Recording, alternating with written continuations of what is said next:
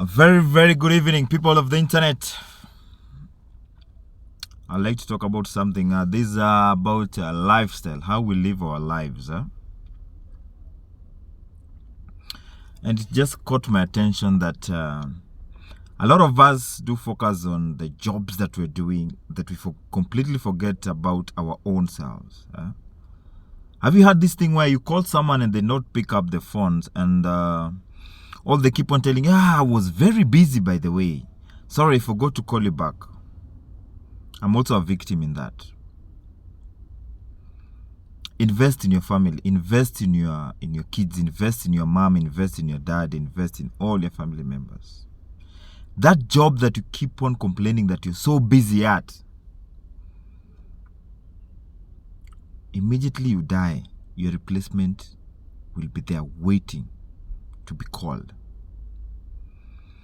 Don't dive too much into your work ethics or into that cocoon of yours. Invest in your family. That job that you sacrifice, people leave at their workplace at 5. You're still in the office by 6. I was finishing some other jobs.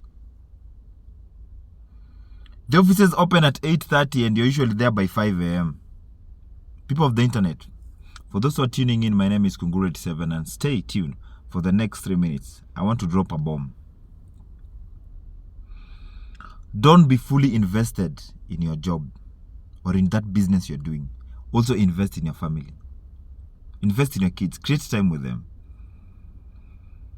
Of late, there are a lot of funny characters that are coming up in our kids, in our sisters, in our brothers, in our husbands, in our wives.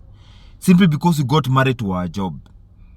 I'm very busy. We can't meet. Maybe on Sunday. I'm very busy. I've got a trip. My calendar is fully booked. Yes, your calendar is fully booked. You're looking for the Benjamins. You're looking for the dollar. You're looking for the Yemen. You're looking for the pound. People of the internet, take care of your families. Don't be so much into that job. Why do you think our mothers and our grandparents, have you ever asked yourself, how did your parents manage to keep 6-7 kids all together in one block and all of you have gone to school and finished? Unfortunately, for some of you, not all of them went to school, but how do you think your parents managed to make it to 10 kids? All of them have gone to school. How do you think? Do you think it's because of their job? They were so entitled to their jobs. They were so glued to their jobs. No. They created time for their families. All the kids have been nice. Everyone has gotten the opportunity that your parents gave you. Have you ever asked yourself, how did my mom manage to pull this one off? How come I can't manage? Because you're married to your job. Because they knew they had to invest in their families. Yes. You have to go outside there and look for money. You have to go outside there to go and look for a job. We have to go outside there to work to that business of yours, that business empire that you had faith, you had planned your whole entire life. But you're also taking care of your family. That job that you want to create, that business empire you want to create, the second you die, it won't even last 2 years. At most, give or take. Because those who will be left behind will not know the sacrifices that you did. Those sacrifices that you made. Let's invest also in our family. For those who are fortunate to have kids, create time. Not only on Sundays afternoon, no. Even the weekday. I understand some kids are going to close school this week. Take them out. Spend like 1 day, 2 days, 3 days with them. Get to know them. Believe me, there are some characters you'll be shocked. And you'll be like, hey. You know, for us in the African society, we have that character where if certain characters come and you not like them, you say this one is from the mom, or this character is from the dad. People of the internet, invest in your family. If you've got a sister of yours you've never visited, you only visit them during your normal local chamas or you visit them when there's a function somewhere, avoid it. Get to know. And how are you doing, by the way? That son of yours, that sister of yours, call your mom. Find time, go and visit them. Don't wait until they call you that they are sick. They're in their deathbed. It's when you come there with flamboyant cars, flowers, gifts, teddy bears. Oh, my mom is sick. I've gone to visit her. No. Don't be married to your jobs. Don't be married to your businesses. I'm a victim. I just realized that today morning. You need to invest in your family. Visit them abruptly. Make it a habit to visit them abruptly. Not that someone sees your phone call and they're like, today you've called me, you must really want something. Oh, you came to visit us, and then they're still at the doorstep looking at you. Hey, okay, we are good. And then what's next? Because you only show up when there's something.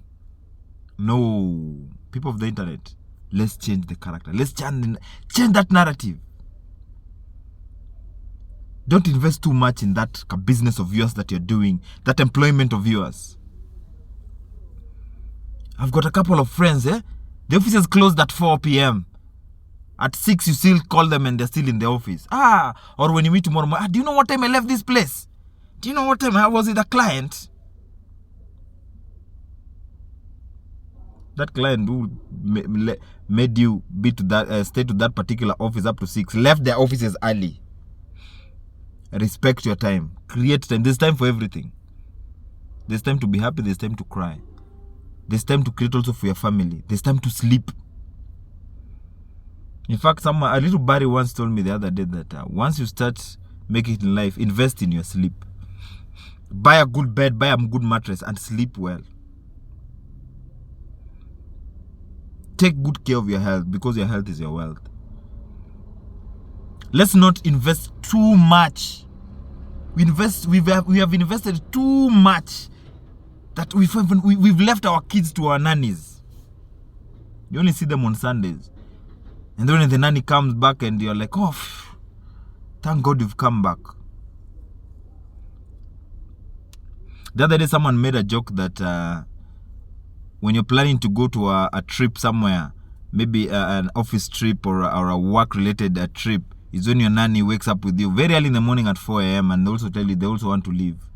And they're like, what is not happening? It's because you've not invested in your kids. The other day even saw another nanny saying the way kids are really disturbing her. They go for a long call even just at their bedrooms there. They go to the washroom, they even forget about to flush. And you don't know because they're usually not there. You've invested so much into your job. You've invested so much in that business of yours, that project of yours. Your mind is fully focused.